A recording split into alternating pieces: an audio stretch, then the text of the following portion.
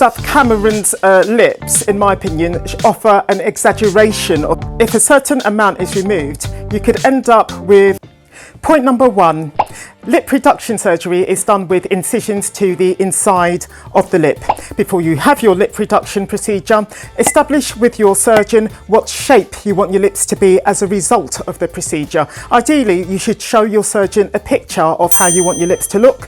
For me, where women are concerned, I think an attractive pair of lips is slightly triangular in shape, especially where the bottom lip is concerned. And also, in profile, when our mouth is closed, I think lips look attractive when, again, they have a triangular shape. So the top lip having a nice, gentle downward slope, and the bottom lip, again, having a nice slant to it, I think makes the mouth very pretty.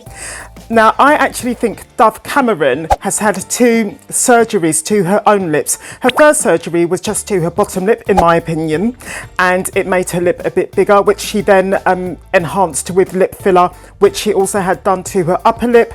The reason I think she had her bottom lip surgically enhanced, not just non-surgically enhanced with lip plumping injections, is because I think her lower lip is a bit closer to the bump in her chin than it was before she had her lips enhanced. I also think that she subsequently had effectively a lip reduction procedure to both her lips in order to give them the triangular shape that they now have. Before, even after her first set of lip enhancements, which, as I say, include a lip enlargement surgery to her bottom lip and then lip filler to both her top lip and her bottom lip, her upper lip met her bottom lip at the corner of her mouth, but now her upper lip doesn't reach so far.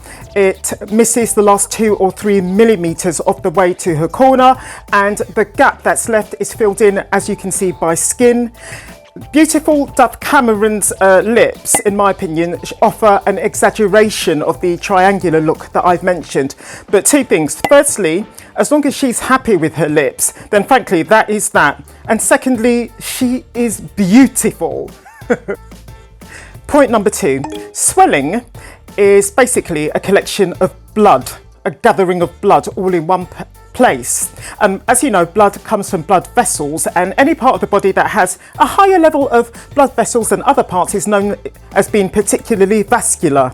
And that includes the lips. And that is why lip reduction surgery causes a ginormous amount of swelling, which takes months to fully heal. In my own case, all the swelling did, thankfully, was just make my lips continue to look as big as they had been before. Thankfully, the swelling didn't actually make my lips look any bigger. And thankfully, after a few months, this swelling completely went away and my lips were a hell of a lot smaller.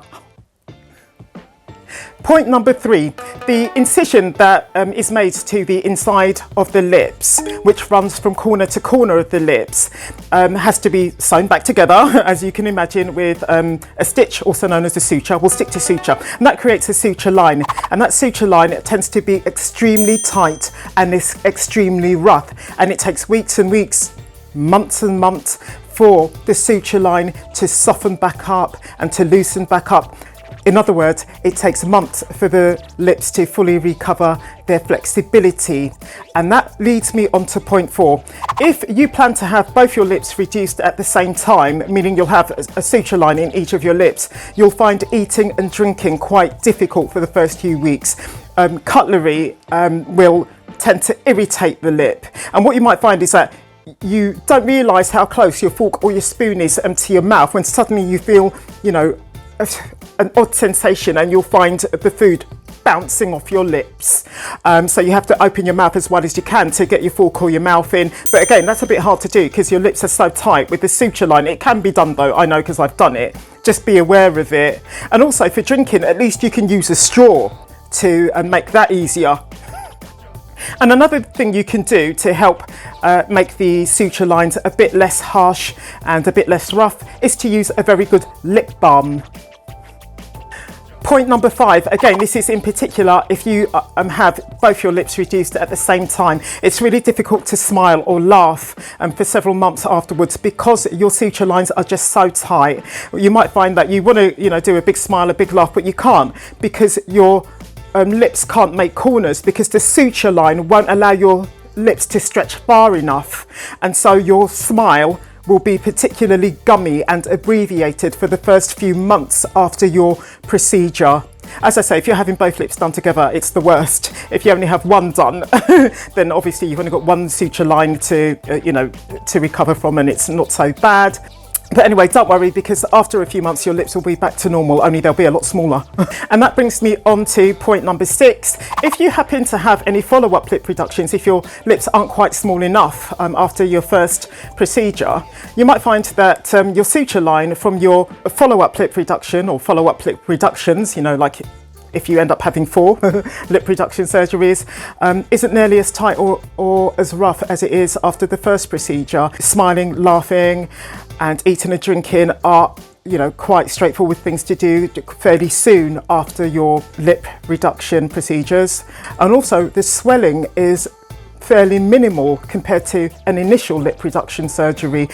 Sorry, to amplify point 6, in other words, it's advisable to just have one lip done at a time, just to make your life a lot easier, make your eating, your drinking, your smiling and your laughing a lot easier. But if you're like me and you haven't got either the patience or a budget for a split job, just be prepared to accept the difficulties that you'll encounter for the first few months after your lip reduction surgery.